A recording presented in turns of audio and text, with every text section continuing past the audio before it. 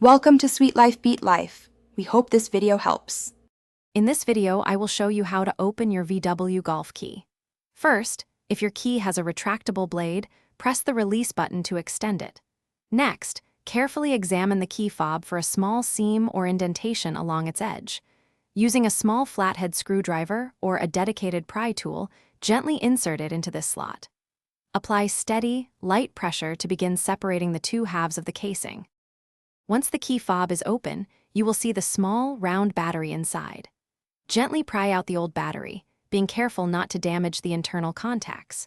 Most Volkswagen Golf key fobs use a CR2032 coin cell battery, though some older models might use a CR1632. When inserting the new battery, ensure the positive side, usually marked with a plus sign, faces the correct direction.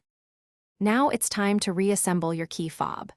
Carefully align the two halves of the casing, making sure all the internal components are properly seated.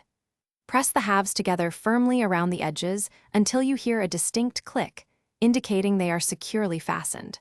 Finally, reinsert the metal key blade if you removed it, and test the key fob's functionality by locking and unlocking your vehicle. To ensure a smooth process, consider wrapping your screwdriver tip with tape to prevent scratches. It is a good practice to replace your key fob battery every 2 to 3 years to maintain optimal performance and avoid unexpected issues.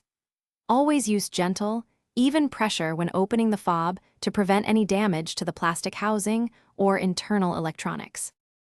Thanks for watching. Consider subscribing if we helped you.